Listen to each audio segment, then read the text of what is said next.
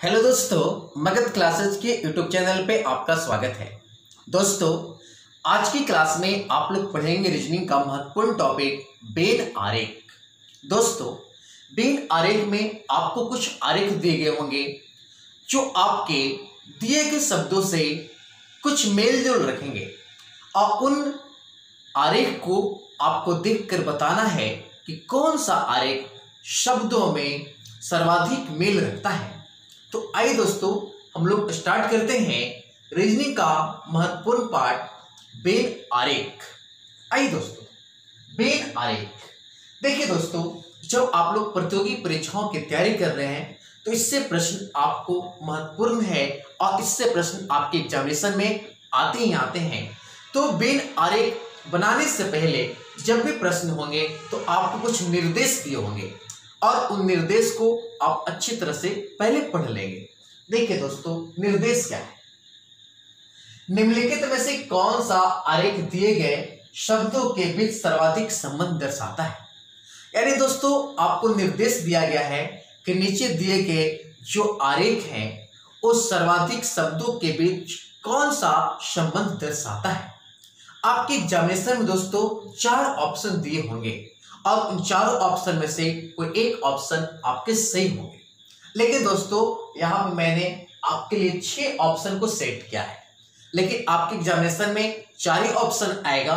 लेकिन मैं आपको 6 ऑप्शन पे मैं आपको समझा देता हूं ताकि आप अच्छी तरह से समझ लें और एक 6 ऑप्शन में से कोई 4 ऑप्शन आपके एग्जामिनेशन में होंगे। देखिए दोस्तों, फर्स्ट आपका डायग्राम क्या है। डायग्राम दोस्तों यहाँ पे देख रहे हैं 3 आप देख रहे होंगे इस प्रकार से अलग अलग डायग्राम ए, बी और क्या सी। यहाँ पे 3 डायग्राम दोस्तों जो आप अलग अलग देख रहे होंगे। यानी कहने का अर्थ है कि ए जो आपका ए का जो पार्ट है, ए ना तो बी में है और ना तो क्या सी में है। यानी ये तीनों जो आपकी आकृतियां जो है अलग अलग है। यानी तीनों जो शब्दों हैं, तीनों जो वस्तु हैं या जो भी शब्दों का जो मेल दिया गया है एक दूसरे से क्या है, अलग है। यानी एक दूसरे से अलग होंगे तो डायग्राम इस तरह से होगा, यानी एक दूसरे से कोई मिलेगा नहीं।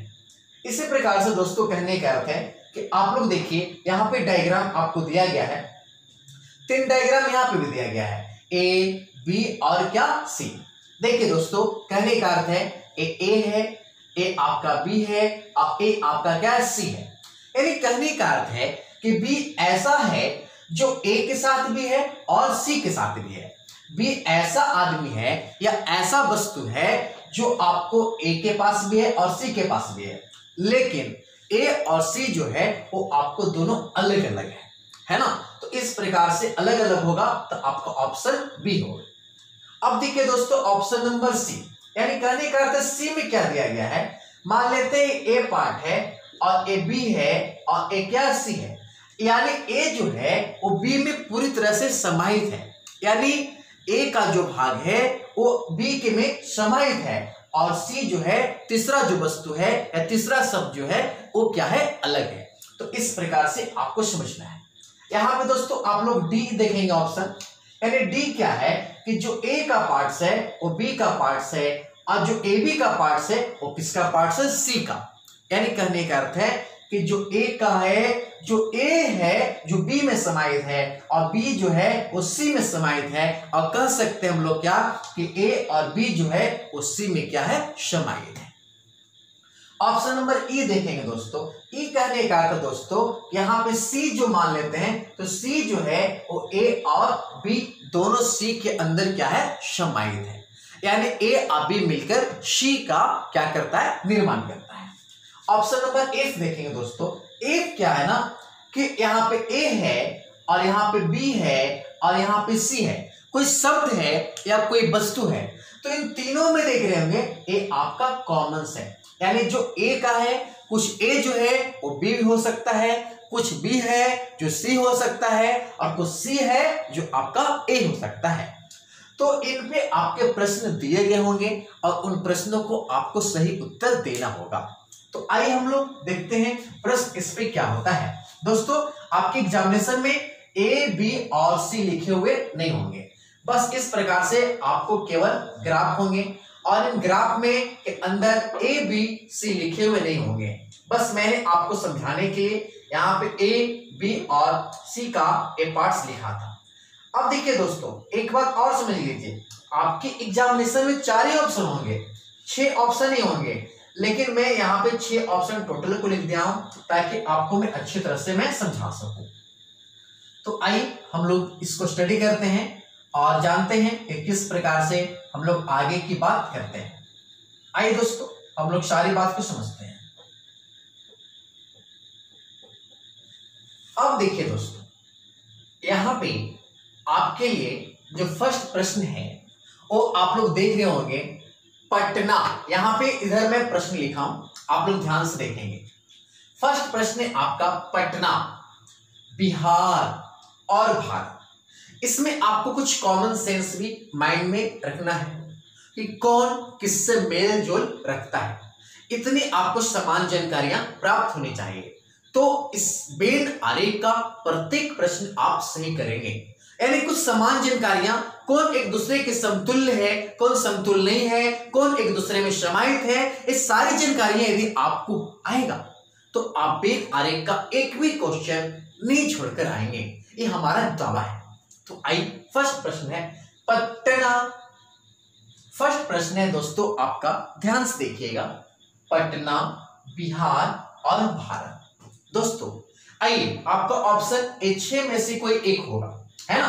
परीक्षा में 4 ऑप्शन होगा, लेकिन यहां पे मैं आपको 6 ऑप्शन दिया हूं, पटना, बिहार और भारत। सबसे पहले दोस्तों बात जान लीजिए कि पटना कहां है। तो पटना आपके बिहार में है ना दोस्तों। पटना कहां है? बिहार में है। और दोस्तों बिहार कहां है दोस्तों? भारत में है ना। यानी आप दोस्तों कर सकते हैं कि कौन सा होगा, जैसे आप यहां पे देखें, पटना, बिहार और क्या, भारत। यानी दोस्तों कहने का अर्थ है कि पटना जो है वो बिहार के अंदर है और बिहार जो है वो भारत के अंदर है ना। यानी कहने का अर्थ है कि डायग्राम ए मेल रख रहा होगा। जैसे देखिए दोस्तों, ये आपका कहने का अर्थ है, ये आपका पटना हो गया, है ना। ये आपका पटना, पटना कहाँ है? तो बिहार के अंदर है, ये आपका बिहार हो गया। और बिहार कहाँ है? तो आपके भारत के अंदर है। तो ये जो आपका डायग्राम बड़ा वाला क्या है? भारत का। समझ रहे होंगे आप लोग। यानी ये डायग्राम क्यों हुआ? क्योंकि देखिए दोस्तों, पटना जो है वो बिहार के अंदर है, अब बिहार किसके अंदर है? भारत के अंदर है। यानी एक सीरीज में है, एक सीरीज में क्रमागत बढ़ते जा रहा है, इसलिए आपका ऑप्शन फर्स्ट का क्या होगा दोस्तों? Option number D. चलिए अगली बात हम लोग करते हैं, भाषाएं अंग्रेजी और कन्नड़। और क्वेश्चन नंबर 2 आप लोग देखेंगे, भाषाएं अंग्रेजी और कन्नड़। दोस्तों आपको पता है, आप लोग सीटेट का एग्जाम देते हैं तो उसमें आपको 19-20 भाषाओं में आपका प्रश्न जो है आता है ना। तो कहने का अर्थ है ये भिन्न भिन्न भाषाएं होती है। तो यहाँ पे भाषा जो है अंग्रेजी और कन्नड़ है, यानी दोनों भाषा है, एक अंग्रेजी है और एक क्या है? कन्नड़ है ना। यानी भाषा के अंतर्गत अंग्रेजी और कौन आएगा? कन्नड़। तो आइए दोस्तों, यानी भाषा के अंतर्गत, तो देखिए दोस्तों यहाँ पे ए मान लेते हैं भाषा, और ए आपका एक है अंग्रेजी और एक आपका हो गया क्या? कन्नड़। ध्यान दीजिएगा, ए आपका भाषा हो गया और एक हो गया आपका अंग्रेजी और एक क्या हो गया? आपका कन्नड़। तो इस प्रकार से आप जवाब दे सकते हैं, है ना। यानी ऑप्शन नंबर, आप कहने का अर्थ है, यहाँ पे मैं मिटा देता हूं ताकि आपको देखने में आसानी हो। ये आपका भाषा हो गया और भाषा में अंग्रेजी और कन्नड़, यानी 2 का ऑप्शन नंबर जो होगा वो आपका ई होगा। चलिए अगली बात, पटना, किताब, आदमी। दोस्तों पटना, किताब, आदमी तीनों अलग अलग चीज है, कोई रिलेशन इसमें नहीं है। तो कोई रिलेशन नहीं है तो तीनों अलग अलग, आपका ऑप्शन कौन है? ए। यानी आपका 3 का ऑप्शन हो गया ए। चलिए अगली बात, बिहार, पटना, उत्तर प्रदेश। दोस्तों अभी मैंने बताया कि पटना बिहार के अंदर है ना। और दोस्तों कहने का अर्थ है कि उत्तर प्रदेश जो है वो अलग राज्य है ना। जिस प्रकार से बिहार राज्य है तो उत्तर प्रदेश क्या है? उसके अलग राज्य है ना। यानी कहने का अर्थ दोस्तों कि पटना के अंदर क्या हो, पटना किसके अंदर हो गया, बिहार के अंदर, और उत्तर प्रदेश क्या हो गया अलग। यानी दोस्तों हम मान लेते हैं कि ये आपका पटना है तो ये आपका बिहार है और एक क्या है उत्तर प्रदेश, यानी ऑप्शन नंबर 4 का क्या होगा, सी। चलिए अब अगली आप देखिए, सोडा वाटर, मिनरल वाटर और द्रव्य। दोस्तों सोडा वाटर, मिनरल वाटर और द्रव्य। सोडा वाटर पीने का पदार्थ है, पेय पदार्थ है, द्रव पदार्थ है। मिनरल वाटर पीने का पदार्थ है, लेकिन दोनों क्या दोस्त, द्रव है। तो द्रव है यानी मान लेते हैं, एक ऑप्शन देखिए, फर्स्ट द्रव है और द्रव के अंतर्गत कौन आ रहा है, आपका सोडा वाटर और मिनरल वाटर। यानी कौन सा ऑप्शन होगा, यानी ए आपका द्रव हो गया, ए आपका सोडा वाटर हो गया और ये आपका मिनरल वाटर हो गया। यानी 6 का कहने का अर्थ, सॉरी 5 का ऑप्शन क्या हो जाएगा आपका, ई। चलिए अगली बात, डॉक्टर पुरुष महिला। दोस्तों ध्यान से देखिएगा, यानी डॉक्टर पुरुष महिला, डॉक्टर पुरुष भी होता है और महिला भी होती है ना। तो आपके माइंड में लग रहा होगा सर डॉक्टर पुरुष महिला, यानी कहने का अर्थ है कि आपको कौन सा लग रहा है कि डॉक्टर पुरुष और महिला के बीच संबंध को दर्शा रहा है, कौन सा ग्राफ दर्शा रहा है।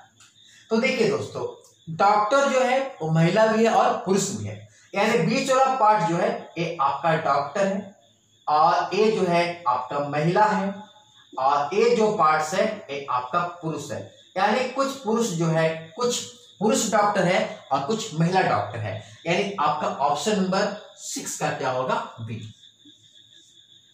चलिए अगली बात देखते हैं दोस्तों, अगली आपका क्वेश्चन नंबर है 7, चोर, पुलिस और अपराधी। सबसे पहली बात आप समान जानकारी प्राप्त करें, चोर क्या है, अपराधी है, यानी अपराधी के अंतर्गत चोर आएगा और पुलिस अलग का चीज है, यानी चोर और अपराधी एक में होगा और पुलिस अलग चीज है। तो चोर और अपराधी देखिए दोस्तों, एक चोर हो गया, एक चोर, एक अपराधी और एक क्या हो गया, पुलिस, यानी 7 का ऑप्शन नंबर आपका क्या होगा, सी। चलिए दोस्तों आगे क्वेश्चन हम लोग देखते हैं, पृथ्वी, समुद्र और सूर्य। दोस्तों पृथ्वी पे ही क्या है, समुद्र है ना, पृथ्वी पे समुद्र है और सूर्य अलग चीज है। यानी कहने का अर्थ है कि समुद्र है तो एक पृथ्वी है और सूर्य अलग चीज है, यानी 8 का भी ऑप्शन नंबर क्या होगा, सी। खिलाड़ी, क्रिकेटर और बल्लेबाज। दोस्तों कहने का अर्थ है, हमारी बात को समझिएगा, यदि बल्लेबाजी करेगा तभी ना क्रिकेटर है, यानी बल्लेबाज, क्रिकेटर और क्या, खिलाड़ी। तो ऑप्शन नंबर आप लोग ध्यान से देखिएगा दोस्तों, कहने का अर्थ क्या है, यहाँ पे हमारी बात को आप समझेंगे। जैसे कहने का अर्थ है, यहाँ पे एक क्रमागत शब्द है, यानी बल्लेबाजी करेगा तो क्रिकेटर है और क्रिकेटर है तो क्या है, खिलाड़ी है, यानी ये आपका बीच वाला जो है ये आपका बल्लेबाज है, ये आपका बल्लेबाज है, और बल्लेबाज है तो ये आपका जो है एक काला वाला जो देख रहे हैं ये आपका क्रिकेटर है, और क्रिकेटर है तो ये आपका क्या है, खिलाड़ी है, यानी आपका 8 का 9 का ऑप्शन नंबर होगा, डी। चलिए दोस्तों अगली बात फिर से ध्यान दीजिएगा, इसमें बहुत कंफ्यूजन होता है। क्या हमने बोला कि बल्लेबाज है तभी नहीं क्रिकेटर है, और क्रिकेटर है तो आपका क्या है, खिलाड़ी है। तो इस प्रकार से आपके ऑप्शन होंगे और इस प्रकार से आप क्या करेंगे, इसको बढ़िया से देखेंगे, है ना। चलिए अब क्वेश्चन नंबर लास्ट 10वां है ना, 10 क्वेश्चन मैं आपको बता रहा हूं और इस प्रकार के प्रश्न आपके एग्जामिनेशन में बन जाएंगे। महिलाएं, शिक्षक और चिकित्सक। दोस्तों महिलाएं, शिक्षक और चिकित्सक, यानी कहने का अर्थ दोस्तों कि महिलाएं जो हैं वो शिक्षक हैं और चिकित्सक हैं, और चिकित्सक जो है कहने का अर्थ है, यानी महिला जो है शिक्षक भी हो सकती है और चिकित्सक भी हो सकती है, यानी महिला जो है शिक्षक भी हो सकती है और चिकित्सक भी, यानी दोनों में कॉमन है। तो दोनों में कॉमन कौन है, मैंने आपको बताया था कि ए जो है वो बी है और सी है ना, यानी इसका ऑप्शन नंबर आपको कौन होगा, ए। यानी कहने का अर्थ दोस्तों कि कुछ महिलाएं जो है वो आपके शिक्षक भी है, कुछ चिकित्सक भी है, कुछ चिकित्सक जो है वो आपके महिलाएं भी हैं और शिक्षक भी हैं, तीनों एक दूसरे से क्या है, कॉमन है, इसलिए आपका 10 का क्वेश्चन नंबर हो गया आंसर एफ। तो इस प्रकार से आप लोग वेन डायग्राम का प्रत्येक प्रश्न को बना लेंगे। यदि दोस्तों आपको हमारा एक पढ़ाए गए वीडियो अच्छा लगता है तो जरूर लाइक और सब्सक्राइब करें। और आज के लिए दोस्तों धन्यवाद। और आपको मैं महत्वपूर्ण जानकारी बता दूं कि आपके प्रतियोगी परीक्षाओं की संपूर्ण तैयारी आपको मगध क्लासेज निरंतर करवाती रहेगी। बस आप लोग मगध क्लासेज के यूट्यूब चैनल से जुड़े रहे। धन्यवाद दोस्तों।